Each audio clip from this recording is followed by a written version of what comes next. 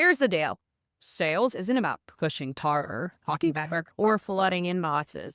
That's noise, not strategy. Real business development, it's about presence, precision, and knowing exactly how the room feels before you open your mouth. Jake Stahl, author of Own the Room, How to Communicate to Be Seen, Heard, and Respected, has spent over 30 years training teams across 6 countries and 47 states, teaching solopreneurs how to turn conversations into conversion. Known as the mind mechanic, people who have been trained by him say he has the uncanny ability to break down human behavior and rebuild it into real, repeatable influence. This is where communication becomes your unfair advantage. Welcome to Own the Room with Jake Stahl. Welcome back, everyone, to Own the Room. You know that one of the main topics on this show is how to make a great impression and how authenticity is important, and being able to read other people is crucial. I can't imagine having a better guest than we have on today. I brought on today Alan Stevens, who is an international profiling and communication specialist. He does human pattern recognition. He's regularly featured on national TV, radio, and the world's press. He's an Amazon #1 best-selling author, coach, and trainer. And he's been referred to as the leading authority on reading people globally by the UK Guardian, and the mentalist meets Dr. Phil by the Herald.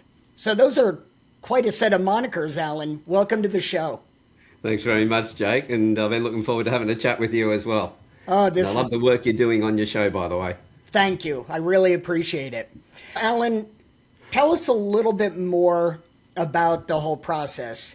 You have something that you call the RTP. Can you explain the RTP and what it does? It's rapid trait profiling.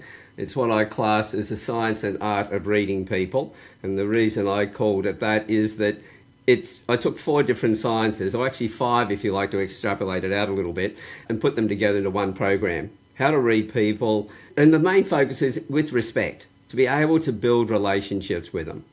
And so those 5 sciences, when I put those together, I realised a lot of other people might have been working with, say, facial features. Other people were working with microexpressions. Some people were just focusing on NLP or body language or the way in which we speak, the paralanguage. And I thought, wouldn't it be a smart idea to put it all together? And so I did that over 20 years ago now when I first started working with it, and then realised that nobody else was doing that. So it's now becoming one of the fastest ways and most accurate ways to read people on the planet. There's no self-reporting in it like you have with Myers-Briggs and disc profiling and things like that. It's all pure observation, and it takes our emotions out of when we're reading somebody, in that we're looking at dimensions, etc., in the facial features. If you think about it, everything you feel inside, we express outwardly.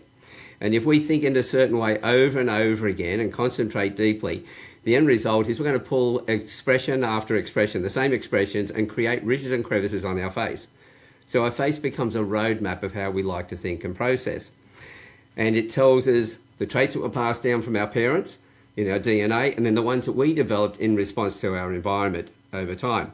And so if you look at anyone's face today, you know exactly what sort of a life they've been through, especially you can see an earlier photo of them, for instance. But that tells us where everything starts. That's the very foundation of everything, how they like to think and process, not what they're thinking and processing. It's got nothing to do with character, it's all personality. And then when we're talking to them, we know how to change the way that we like to be spoken to match the way the other person needs to be spoken to. And then that with the language, but it's also the paralanguage, how they respond back to us as well, the tone of the voice and all the other things. And then we've got the body language and what we call microexpressions, little twitches on the face, that then give us a feedback. Did we read them right? Was there something emotionally going on? And are they telling the truth? And so when I put all that together, I realised that there's no self-assessments. So we're not waiting for the person to tell us what they think about themselves or what they want us to believe about them. We're able to read on their face and straight away. So if somebody walks towards us, say from about 20 feet away, we've got the bulk of their personality. We know how to address them. We know how to approach them, etc. And then we've got all the feedback to tell us whether we're doing it right and if there's something going on. Alan, that's amazing. Let's unpack this a little bit, because I think you have to admit it feels just a little far out that you can read somebody's personality by looking at their face. That's it. And that was one of the biggest issues. I had a lot of psychologists saying to me, oh, is this phrenology? First of all, phrenology were bumps Eating on the the bumps on head. the head, right? I'm talking about the face, and they were talking about character, and I'm talking about personality. So when I get a lot of opposition from psychologists, I usually suggest they go back to college or back to university to go back over their anatomy, because we're talking about a different part of the body. And also, we're not talking about character, we're talking about personality. So, Alan, is it like the shape of the eyes and how far they are apart? Tell me a little bit more about how you read somebody with that. Yeah, well, when it comes to the positioning of the eyes, the width of them and that sort of thing, the width of the face, all of that is the traits that were passed down from the parents. That's the nature traits in the DNA. And then what we've got is, if you pull an expression, like at the moment, you're squeezing your brows together and you're causing that little bit of a crunching in here. Right. I've got the same thing. And as you notice, if I sit and concentrate, I really pull them in and they become really strong. Right. And so that is a trait that I reflect to somebody who looks at things, they've got to be exactly right. So we're looking to make sure it's right. So if we keep doing that over and over again, that tells me that person is more likely to be somebody who looks at things and it's got to be right. They're not just looking at it and letting it pass by. The corner of the mouth, if it turns down, you've got somebody who's frowned a lot. So their life is more likely to be pessimistic than optimistic. If the mouth is turned up, then you'll find that the muscles above are stronger and they're short, so they actually pull the mouth up at rest. So that person smiles a lot, so they're probably going to be a little bit more optimistic. So the face really gives away all the information. But by the way, this year I've found 15 different sciences that all point towards, these are sciences that have been empirically proven, that all point towards the facial features being connected to personality. That's amazing to me. So this kind of begs the question, how old do you need to be before this is reliable? Because obviously you're not going to be able to do this with a child. So, or can you? Yes, you can. Oh, okay. Yeah. As I said, there's traits that are passed down from the parents. There's about 5 to 10 traits that we can see in a newborn. We know what they're going to be like, what sort of school they should go to. We know what sort of hobbies and sports will suit them because of the structure of it's not just the face, it's some of them in the body as well.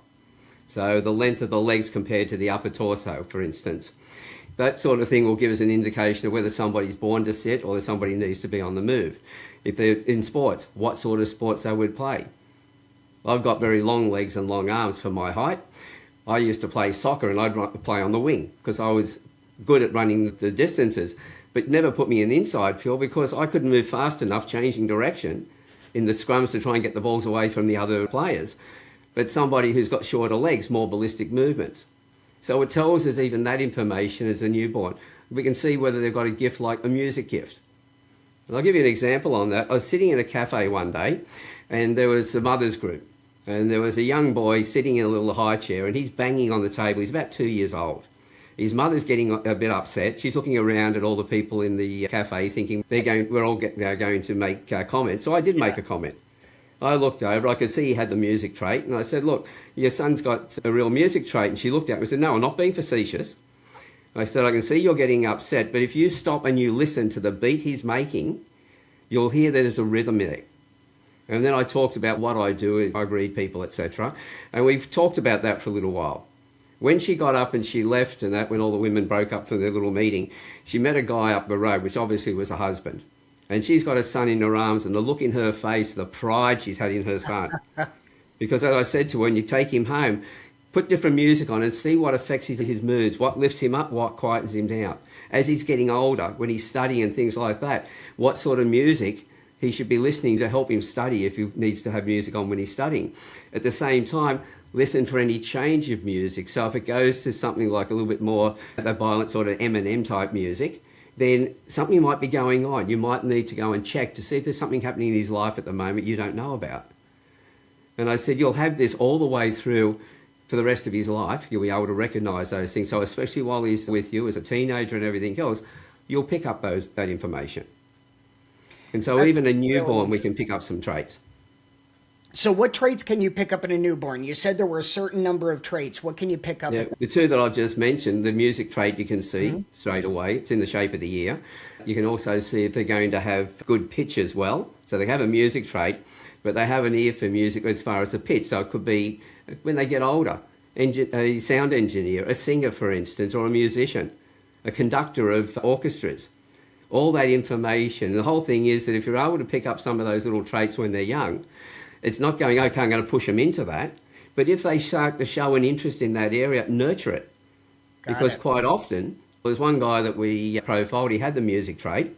We suggested that he was in his 50s at the time, and we asked him if he ever got involved in music. He said, my two siblings, older siblings, did music, but they never carried on with it, and so my parents wouldn't let me do it. But his siblings didn't have that trait, but he did. So he missed out on that. But as we said, it may not be a career for you right now, but it could be a hobby. Next thing you know, he found a few friends, and they started a band, and they started playing at pubs on the weekend. Wow. And so he enjoyed himself. This was feedback we got a couple of years later. And being able to recognise that, we can guide somebody. As they're a bit older, we can see a rhetoric trait in their face as well. So in other words, being good at writing stories and things like that. And if they're good at that, they may not like writing because they're doing reports at work and things like that. But if we can see a music trait in them, we can say, have you ever looked at writing stories? Next thing you know, you've got another J.K. Rowling's. Interesting. So, Alan, what's the over-under on something like this? Like, people who practice NLP know that eye movements are the same in about 90% of the people, but there's a 10% group that may have the opposite eye movements. So, what's the over-under on these traits as to the percentage of accuracy? Again, we're looking at traits. Asymmetry in the face tells us different things. It tells us there's a lot of asymmetry in the face. It tells us there's also mood swings. But one of the things when I'm training somebody, the first thing I find out, are they right hand dominant and left and right eye dominant, or left hand dominant and left eye dominant, or a mixture of hand and eye from each side? Now, 90% of people would be what we would call right hand and right eye dominant. The other 10% are made up of left hand, left eye, left hand eye, right, left eye, and left and right hand. So it's a combination of those. I think I might have got those right, you never know. But 90% are right on both sides. Yeah, both hand and eye.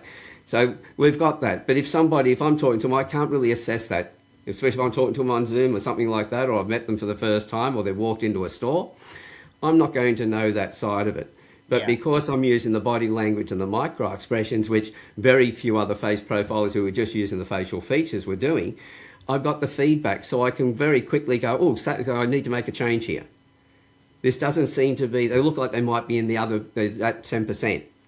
So I can then change the way that I'm talking, because having just the facial features on its own, yes, it gives me that strong foundation. But if they've got those variations and I've got it wrong, then I'm going to have a lot of issues with it. Right. But if I got that feedback, it's instantaneous. Yeah. That's the beautiful part of it. That's why I was flabbergasted that nobody else worldwide had realised the power of those. Because one of the biggest problems is people do a modality of one form or another, like NLP. Now it then becomes the best thing in the world. It's a solution for all problems. Yeah, yep. Now, my background, I've been a massage therapist, an aromatherapist, a sound therapist, a colour therapist, Reiki master. I actually have a friend of mine who said to me one day, Alan, you've done just about every therapy there is. It's probably time you were in therapy. I couldn't really argue with him at that point.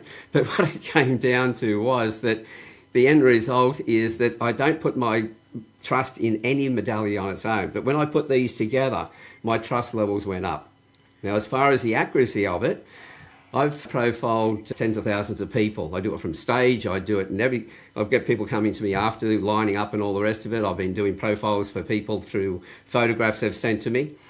I would never say anything's 100% right, but nobody's proven me wrong yet. That's the beautiful part of it. But, I admit, Go ahead, Alan, sorry. Yeah, but when it comes down to it, I was never very good at building relationships. So if anybody thinks I'm talking about being a bit arrogant and everything else, I'm virtually going to tell you how anybody can do what I do, especially if I can do it. Anybody else can do it, but anybody that I train, they get the extra advantage. They get me training them because I've known what I went through to get to that point where I could train them properly. So, Alan, it sounds like you'd be good on a dating app. So you could just swipe, nope, that's not the right person. Swipe, that's not the right person. I had a young coach that I trained, and she, on the last day, we're having a cup of coffee and chatting about things, and she pulled a phone out. She said, you can have a look at something. And I went, okay, I guarantee, I knew it straight away. She had a photo of it. I said, there's somebody you're about to date. And she said, yeah. And I said, okay. She looked at it and said, he had a trait which we call automatic giving. They're quick to give really fast and without even thinking. And she said, would he be really good to date because he's got that automatic giving? I said, well, hang on, first of all. Do you need to know when you're with a partner that they love you, or if they tell you they love you, is that good enough for you? She said, no, I've got to know. I said, in that particular case, that trait, he's going to give without thinking. He may think later on, oh, I shouldn't have done that, but he'll already given. Oh, geez. But if he had the opposite trait, that'd be somebody who would think before they give. So if you get an expensive present from somebody with the opposite trait, automatically they love you because they wouldn't do that unless they really cared for you. And especially if they've got this combination of traits, if they've got one where everything's about the value they receive, not so much the service. And so if they've got the opposite to the automatic giving and the what I call administrative trait, which is about the value of things, the end result is that person's put a lot of thought in before they've given you that present. So they've really thought about you deeply. Wow. This feels like there's a lot to this. Alan, do you teach this? Is this something you offer coursework on? Yep. I've started out, first of all, with some small face-to-face courses. Then I realised that getting those online was probably the best way to do it. They won't get it out to a larger population, out to the world. So I've got self-paced courses online. I do profiles for people, those that want to know more about themselves, their partner or their children, how to connect with their children more effectively. I do that for school teachers as well, so they can understand the children in the classroom better. Then from there, I've got what I call a 3-step program, which is a small online course. Plus, that's step 1. Step 2 is they send me their photographs and I do their profile from that and send them back an audio report, talking about their traits, the combinations, how their buttons can get pushed and all the rest of it, how to use it in their business or their personal life. Then we get together for the 3rd step where they share their screen, or if we're in the same proximity, get together where they show me photographs of the people they want to improve relationships with, and we go through their profile and we go, okay, this is how you need to talk to those people. Now, how effective this is, I had a commercial builder up in Queensland, because I'm in New South Wales, Australia. He was up in Queensland. He'd quoted $2 million on a building. It was going to be the first of 5 buildings. If he got the first one, he'd get the others. And he'd quoted $2 million. The clients wouldn't go above 1.6. Deal was falling off the table. So he sent me the LinkedIn profile for one, so I had the photograph there. And the other one, we did a Google search. And I asked him how he'd been talking to him. Right, scrub that. This is how you now talk to these 2 gentlemen. I said, the one who's in charge, he's all about the service. Building is going to be in an area where people coming into it are after the service. So talk to him about service. I said, yes, his business partner is about the money, but he also has a trait that shows he doesn't like doing long-term projects. He likes to get things done fast. So that being the case, with the first one, talk about how the building has to be structured to make it really right for all the clients that are coming in, for people to use it. And then go back to his partner and go, okay, once we get those people coming in, you'll be able to then make money faster, be able to move on to the next project and get the next one done faster. So the 5 buildings you want to get built in those different locations and get this working, it's going to be faster. While he was talking to them, he added another $150,000 to his original quote and signed them off on it.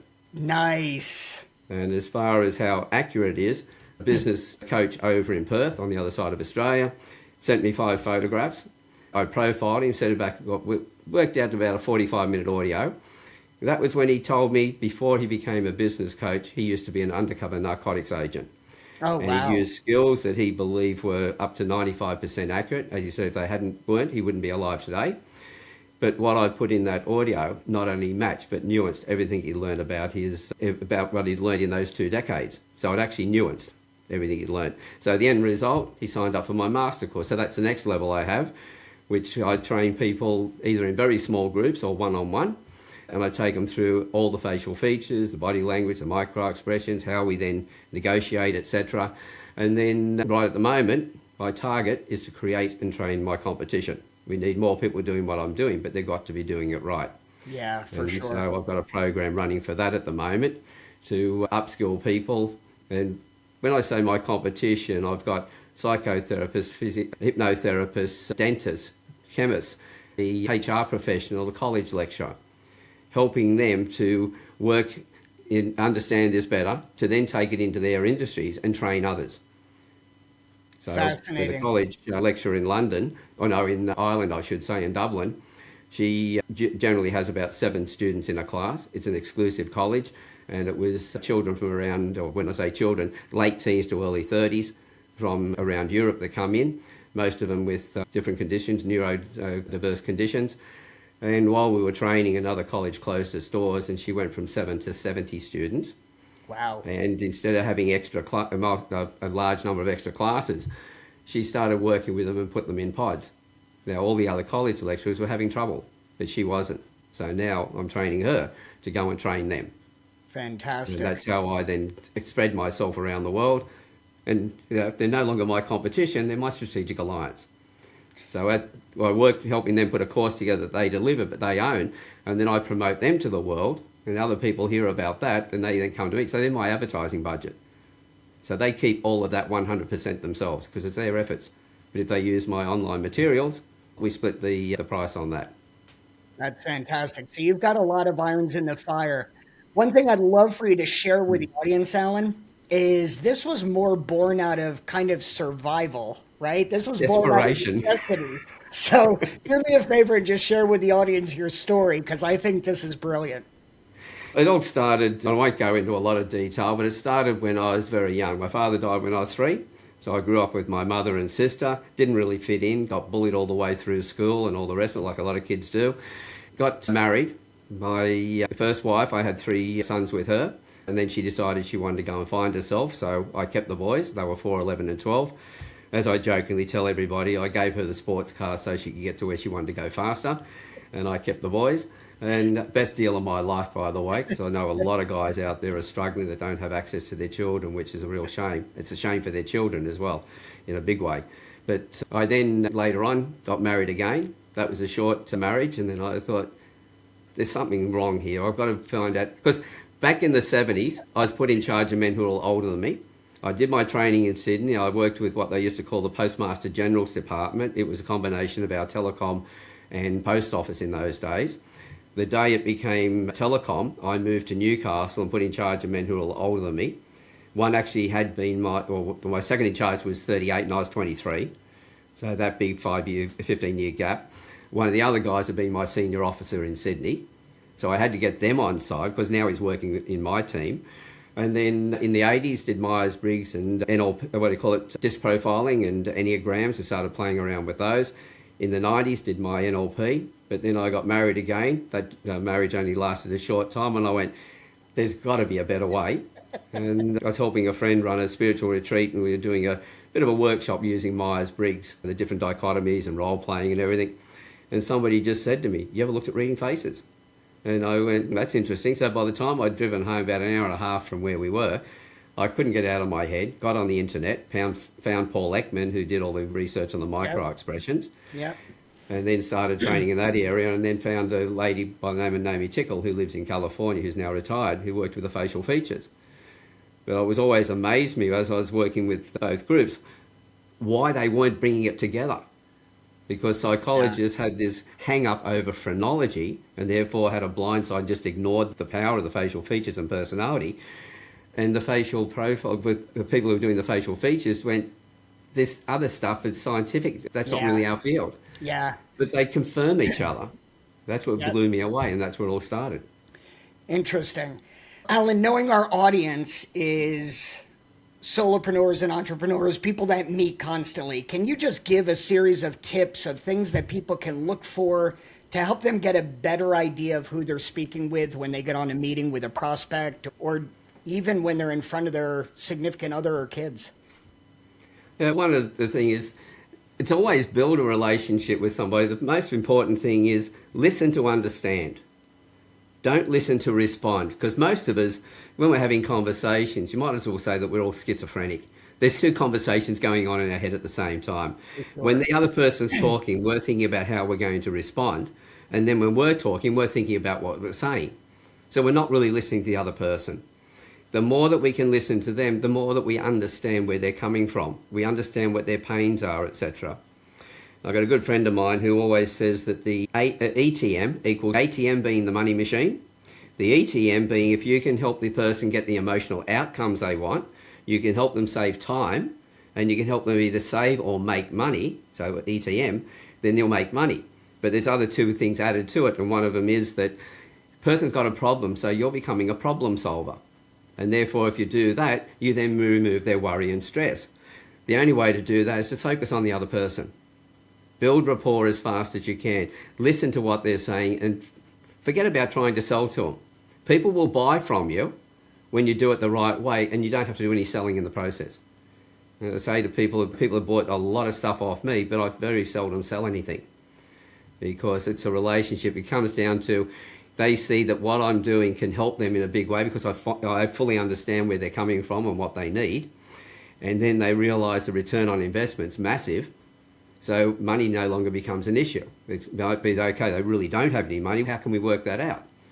And I'm always looking at ways of doing it. And that's why in training my competition right now, I've got a master course that they do up front that takes 3 months with me. That usually was that they have to pay for it up front or pay for it over the 3 months. So it's paid off before we finish. I'm giving them 12 months to pay it off because what I'm doing in the extra 9 months, I'm working on some new skills that become a new master course. They become my guinea pigs in testing it and making sure it gets right. So together we design a course that becomes highly marketable. Genius. At the same time, I'm dedicated to make sure they get results with that new material they're receiving because the results that they get become the case studies I'm taking back to the Newcastle University where I'm looking at we're building a partnership there at the moment, going into getting the empirical testing done on the facial features. Fascinating. So I always when I look at anything, I look at how many people can I work together, how can I make sure they get what they want to get out of it, and if I do that with enough people, then I'm always going to get what I want. It just comes down to common sense. I couldn't agree more. I don't know if you've ever read the book The Go-Giver. I've heard about it, and then I was talking this way, and somebody said, "Oh, that sounds like The Go-Giver," so I had to go and have a read of it then. Yeah, it's a great series. It's 5 books, and I had interviewed Bob Berg on this show, and you and he echo each other 100%. The more you give, the more you're going to get back. So I love that. Yeah, there's so many things I've done in my life that people have said, "Oh, that sounds like so-and-so," and then I realised that a lot of people, we've just been living that all the way through. It's nothing new, especially if we go back far enough. The people who are talking about it today, who have been recognised for it, got it from someone else. That's why when people say, how precious are you about your material? I'm happy to share that because I got it from somebody else as well. I don't think anybody owns any of this. How I deliver it, how I put it together, I might own, but I'm happy to give that away to people as well. Because I want to see a change in this world, and the way to do it is by building those relationships, having that impact. And that's why I've got the Campfire Project, the Business of Smiles charity, and why I'm a director on one of the Montessori primary schools. Alan, I love what you stand for and what you do. And if you don't mind, as we wrap up this show, I'd love to talk about a recent post you did on LinkedIn. You had a conversation about use of automation and too much emojis and things like that in communications and how that can actually be damaging. And one thing we talk about on this show a lot is marketing automation, willy-nilly verbiage, just sending something out to 10,000 people can do more harm than good. So would you please expound on that LinkedIn post and talk about exactly what your conversation was? Thank you. Yeah, there's 2 other people, Angela Heiser and Dr. Chris Willems, who are good friends of mine. We started a podcast earlier this year and we called it WTF 2025. Now, you can put anything you like to the WTF, but this year started on a Wednesday, Thursday, Friday. And so we decided to call it WTF. So and that's the story you're sticking with, huh? That's it. It could be, what's the focus? You put any title you like on it. Yeah. We'll let your mind run where it wants to run. But we decided to have little short talks about things that we saw problems with. And this particular one, how many times do you get emails that say, hey, champion, hey, legend, or just hey, no name or anything else? And what we find there is the person is probably just spamming you. They haven't got a mailing list, because if they had a mailing list, your name would be at the top. And that would have been spelt right because you would have opted into their platform. So you get it back, and when I see it with ALLAN or ALLEN, I know straight away, especially when they've been to my website and it's got ALAN there in front of them all over the place. Even on Facebook and LinkedIn, when they're messaging me and they still can't get it right, You think, how much care are they putting into things that really, you lose trust in them very quickly. And that's what people don't realise. It's not so much that I'm precious about my name. The fact is that if people get it wrong, I know that they're not paying any attention. So everything's about them. It's not about me. Even when they come to me for assistance and that, which I'm happy to give, they've got to get that right. But emojis all over the place. You know, the biggest thing is that how many times do people use an email to have a serious conversation? The problem with that is you cannot read the other person's emotions when they wrote the thing. All you're putting in is your emotions at that time when you get it. Yep. It starts more arguments. As far as using emails, I always say to people, don't send me an email to have a discussion. If you want to send me directions to meet you somewhere or a calendar link or something like that, that's fine, because that's just instructional of where we're going. But if it's going to be a conversation, then come and see me face to face. If you can't do that, get on a Zoom call with me. If you can't do that, pick up the phone. If you can't do any of those, go back to having a face-to-face with me. Just go back through that loop. If you can't get through that loop, don't send a conversation via email, and don't hit reply to all when somebody sends out a message saying, have a wonderful Christmas. And they've sent it out to a whole group of people, which they shouldn't have done, because now everyone's email's there. And then everybody starts hitting reply to all. I don't know most of you. Right. So that sort of thing. And next thing you know, your inbox is packed. Yeah. But the long emails again, somebody sends me a long email, I know they're going to turn this into a discussion, so I just send it back with the 4 initials, TLDR. Too long, didn't read. Pick up the phone. Yeah. That's what I put. That's the part I put after it. Yeah. It's think about the other person. You want to get something out of them, then respect them in the first place. If you don't expect to get anything back. If you do it the right way, they become your loyal followers. They're loyal supporters. They're the ones that will be referring you to everybody else. Always put the other person first in the conversation. Love that. Alan, we talk about that on this show all the time. So it's great to hear you talking about it. I'm glad your podcast talked about it. It's long overdue. We tend to do way too much. Just on that, if I may butt in there for a Absolutely. moment. Yeah, I go got ahead. an email yesterday that had hello, no name, and then a little bit of thing and a link in there to actually open up a PDF. So I went and had a look in LinkedIn. Yes, I was connected to the lady in question. I sent her a personal message. I said, did you just send me an email from this? And it was her email address. And I put the email address in. She came back and she said, oh, yeah. She said, don't open it. Because as soon as I saw it, because there was no name there, I knew it hadn't come from her database. I knew that somebody else has hacked her email. They've put a PDF in. If anybody opens that PDF, their machine's going to be infected. Oh, man. So that's another reason why I look at it. There's no salutation there. There's no name. And if they do send me a message and put a link in there, if we have not talked about what they were going to send me, I still don't open it. Yeah. Christmas cards, those stuff, I don't open those because you don't know what's attached in the background. Pictures have code in the back of those as well, and you open those up, next thing you know, you've infected your machine. Yeah. So you've really got to trust the source that's coming from. And if that source wants you to trust them, they better treat you with the respect and put your name in the right way and address things in the right way. I love it. Alan, before we close out, please talk about the Campfire Project, because you and I have talked about that, and I think that's an amazing thing that you're doing. So please talk about that a little bit before we wrap up. Oh, thank you. So the Campfire Project, I realised talking to men in business, a lot of men didn't know their role at home and didn't know their role at work. At home, they said, especially Gen X and baby boomers, we're all told to go out, work your tail off, be absent from the family, show your love by being away and getting the resources and bringing it back to the family. And the men are now told that physically, emotionally absent.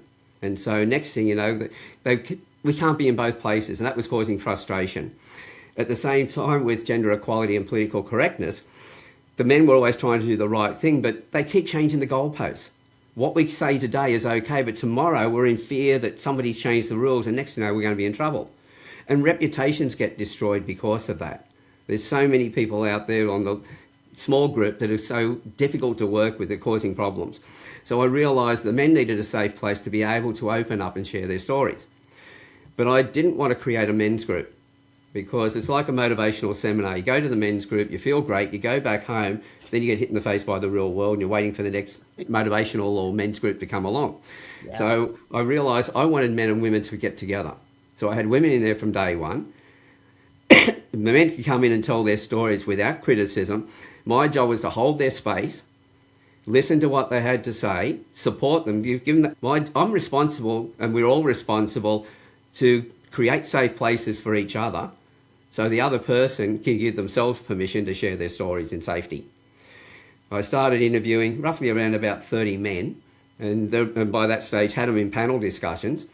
The women started sending me personal messages saying, we love these guys. We've never heard men talk so deeply about their emotions nor so wisely about how to improve society. Can we get involved? And I went, yeah, I've been waiting for it. I've been waiting for you to put your hands up. I needed them to ask. They then came in, joined the panel, or the one-on-ones first of all, because that's a priority.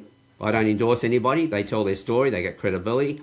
If they happen to be a coach, if they happen to have written a book or something like that, we want to hear about it. If they're running their own groups, I want them to talk about their groups, etc., so we can advertise their groups to the world free of charge. Because nobody pays for anything in the Campfire Project except me for the running of it. And in that, they then got together and had these wonderful conversations. We've had over 700 hours. It's now over 7 years old. We started in the 13th of August in 2018. We've got a full range of different gender identities, religions, cultures. We've never had any bigotry, sexism or racism. And not once has anybody been disrespectful to anybody else in those 700 hours of conversations. It's now, if you look at inclusion, if you look at the LGBT groups and things like that, they are not fully inclusive. They are what we call affinity-based or targeted groups. So the Campfire Project, on all the scoring, hits every point on being a totally inclusive group. It has a higher score worldwide. It also ticks 5 of the United Nations Sustainable Development Goals. And by the way, my business hits 7 of those as well. And so having that, this has all come together in this last 12 months. The recognition of my business, the recognition in the Campfire Project. And the Campfire Project then led on to a charity called the Business of Smiles. And we go out in the streets and we talk to people about mental health. And years ago, when in the middle of COVID, when I turned 70, they had a surprise birthday party for me on Zoom, which went on for hours, and videos and things coming in, and people saying that the profiling work, the Campfire Project, if it hadn't saved their lives, it had completely changed their lives. That's wonderful. And the thing I love about that is that it's only been possible because of the people that came in, and the strength I've been able to see in them through the profiling, that it showed them the strengths that they couldn't see in themselves before, and they've all stepped up, because my job as a leader is to make myself redundant. By raising others up to doing what I'm doing and hopefully doing it better than me. And the guy who actually is the managing director of the Business of Smiles, he's only in his late 40s or about to turn 50. He's already done more than I've done in my life. By the time he gets to my age, he'll have done so much more. And I'm so proud of him. At the same time, his son, who's only 14 at the moment, is already stepping up. So by the time he gets to his father's age, he'll have outstripped his father as well in what he's done. And so this is the whole thing. How do we help each generation get stronger and create a better community? People with more respect and more love for each other. And if we do that, if you look from space at the Earth, there is no border lines and everything else. Well, this is how we get to that state, by treating everybody with respect and being able to read them. So we do know if we do have those people around who are on the dangerous side, we can recognise those and we can then support everybody else around them. That's amazing, Alan. So what's the best way for people to reach out to you? So they want to buy your coursework, they want more info on the Campfire Project. How do they reach out to you? The quickest way to do it is just my website, and it's easy to find. It's just my name. So it's Alan Stevens, AlanStevens.com, and then .au for Australia. And I'll find the courses on there, the programs, this pilot program that I just mentioned before that I'm running. On the partnership page, they'll also find a link to the Campfire Project and also the Business of Smiles. Alan, the work you're doing is amazing. I find what you're doing fascinating. I'm unendingly paranoid that you're reading me as I talk, and I will just find a way to cope with that when the show ends here. So, thank you very much for the time. Thank you for all you're doing for people to help them communicate better, and we really appreciate you being on the show. Thank you very much, Jake. I appreciate you inviting me in. Thanks for checking out Own the Room with Jake Stahl. If you've gotten value from this episode, share it with the solopreneur in your life who wants to know how to communicate to be seen, heard, and respected. Review and rate the show wherever you check out podcasts. And grab your copy of Own the Room, How to Communicate to be Seen, Heard, and Respected. We'll catch you next week on Own the Room.